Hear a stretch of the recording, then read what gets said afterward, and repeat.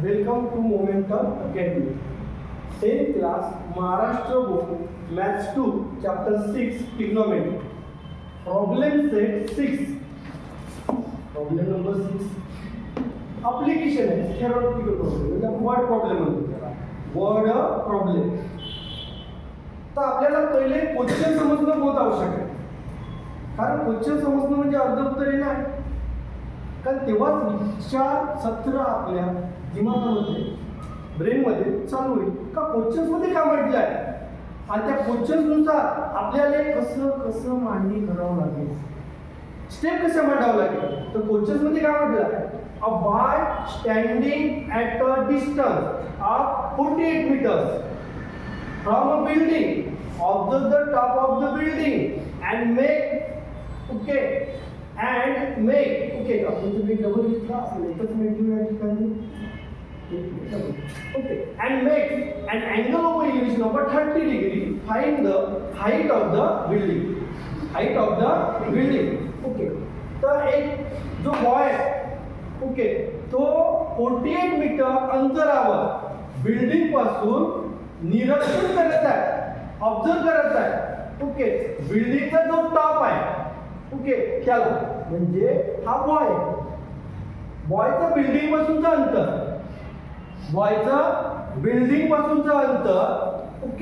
आणि तो कुठे पाहतोय, सी पॉइंट वरून टॉप ऑफ अ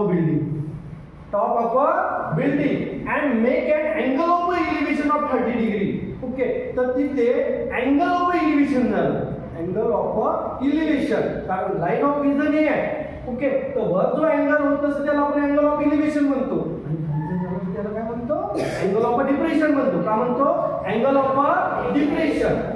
आता हा वर्ड प्रॉब्लेम असल्यामुळे सर्वात पहिले आपल्याला काही ठीक आहे, जे इथे बिल्डिंग दिली आहे ए बी, तर इथे लेट घेऊन आपल्याला लिहायचं बघा सोल्युशन मध्ये. Let A B be the height of a building,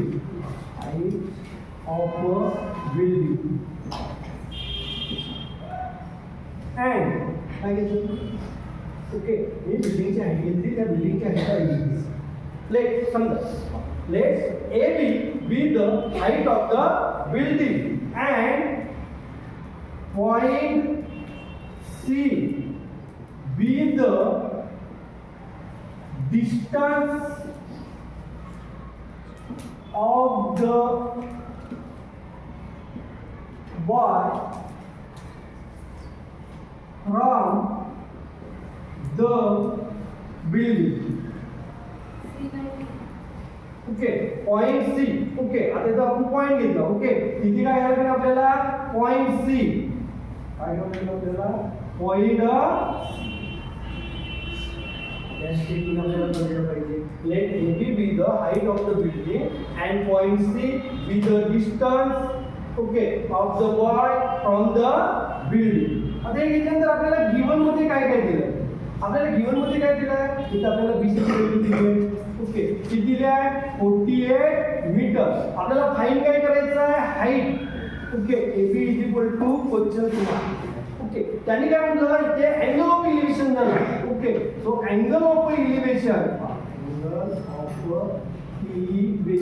तर अँगल ऑफ एलिव्हेशन काय झालं इथे, angle of elevation so is equal to angle.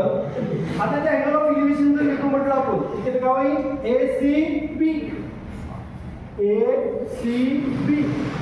Angle of एलिव्हेशनची व्हॅल्यू दिली आपल्याला, इथे किती, theta is equal to 30 degree. आता अँगल ऑफ एलिव्हेशन घेतल्यानंतर इथे राईट अँगल ट्रायंगल होत आहे आणि परपेंडिक्युलर आहे. आणि हे बेस आहे, इथे काय झाला, 90 डिग्री. तर 90 डिग्री साठी काय घेऊ आपण, इथे in triangle ABC comma angle B is equal to 90. हे घेतल्यानंतर आपल्याला हाईट काढायचं असेल तर आपण कशाचा यूज करतो, tan theta is equal to opposite side upon adjacent side. Opposite side कोण झाली, अपोजिट साइड कोणती झाली, AB. आणि ऍडजसंट साइड कोणती झाली, अपोजिट साइड, C ची अपोजिट साइड कोणती झाली, AB. कारण अँगल ऑफ इलिव्हेशन कुठे झाला? ओके, मग आता इथे एबी घेतल्यानंतर आपण इथे काय करायचं आपल्याला? बीसी घ्यावं लागेल. तर बीसी काय झाली? ऍडजस्टमेंट साईड झाली. आणि सी वरून घ्यायचं असते आपल्याला अँगल सी 30 डिग्री आहे. ओके, तर एबी काय झाली त्याची opposite side. Okay, adjustment side कोणती झाली? बीसी. तर tan थीटा थीटाची व्हॅल्यू दिली आपली angle of elevation tan 30 degree. So equal to AB find करायचं आपल्याला. बीसी किती दिलाय? 48. बीसी किती दिलाय? 48. आता आपल्याला ट्रिग्नोमेट्री रेशो माहित पाहिजे. तर ट्रिग्नोमेट्री रेशो कोणती आहे? तर tan 30 म्हणजे 1/√3. tan 30 ची ट्रिग्नोमेट्रिक रेशो जो आहे म्हणजे व्हॅल्यू जी आहे ती किती? 1/√3 मध्ये 3. इथे एबी फाइंड करायचे, तो ऍज इट इज राहील. आणि इथे काय घेतलं आपण? 48. ओके, 48 घेतल्यानंतर आपल्याला एबी फाइंड करायचं आहे. मग 48 काय? Divide equal to replace multiply. आपल्याकडे काय येतं? 48 डिवाइड रूट मध्ये 3. So is equal to AB. आता आपल्याला इथे काय करावं लागेल? साइड चेंज करू आपण. AB is equal to okay, इथे काय घेऊ आपण? 48 रूट मध्ये बट हाईट निघली का आपली? 3 डिवाइड रूट 3. ओके, तसं आपण अगोदरच्या प्रॉब्लेम मध्ये रूट 3 ची व्हॅल्यू 1.73 घेतली होती. आहे बरोबर? तर हा डिवाइड मध्ये रूट 3 आहे आणि याला जर आपल्याला सॉल्व्ह करायचं आहे तर काय करायचं? Rationalization the denominator. काय करायचं? Rationalization the denominator. मग आता डिनोमिनेटर इथे मी काय घेईन? √3 डिवाइड रूट मध्ये. आपल्याला करायचं काय आहे? ठीक आहे, आपल्याला करायचं आहे की हा √3 कॅन्सल झाला पाहिजे. आणि हा √3 कॅन्सल करण्यासाठी आपण काय करत आहोत? Rationalization the denominator. म्हणजे हा डिनोमिनेटर न्यूमरेटर आणि डिनोमिनेटर मध्ये सेम लिहायचा. ओके, मग आता ते घेतल्यानंतर समोरच्या कॉम्बिनेशन मध्ये काय करू आपण? 48 रूट मध्ये 3. सो डिवाइड 48 into √3 यांचं काहीच होणार नाही. ओके, मग आपण काय घेऊ? 48 √3 बट √3 into √3 किती झाला? 3. ओके, का रूट मधला जर नंबर सेम असेल ओके ना, आपण जर मल्टिप्लाय केलं ओके तर रूट काय होत असते? कॅन्सल होत असते. काय होत असते? कॅन्सल. आता कॅन्सल झाल्यानंतर 48 ओके आणि डिवाइड मध्ये 3 आहे. 48 √3 डिवाइड बाय 3. ओके, तर हा जो 3 आहे हा √3 आहे. कॅल्क्युलेशन करता येते कारण डबल पण तसंच येणार. मग आपण काय करू? या 3 चा 48 मध्ये किती वेळा भागतात ते? 16 टाइम. ओके, किती वेळा? 16 टाइम. आणि आपली जे हाईट आहे पहा ओके 16 3 जा 40. ओके, म्हणजे इथे काय घेऊ आपण? 1. ओके, आणि इथे किती घेऊ? Okay 16. 3 get cancel common divisor. Okay, म्हणजे आपल्याकडे AB इज इक्वल टू किती आली बेटा? AB is equal to 16√3 meter. Okay, त्याच्यानंतर याचा आन्सर घ्या. त्या देअर फोरचं साइन घ्या. जसं आपण ते आन्सर लिहितो म्हटलं तर हाईट ऑफ द बिल्डिंग काय लिहायचं? Height of the building. Okay, height of the building is 16 root मध्ये 3 मीटर. ओके, पुन्हा इथं लक्ष द्या. Solution. Let AB be the height of the building.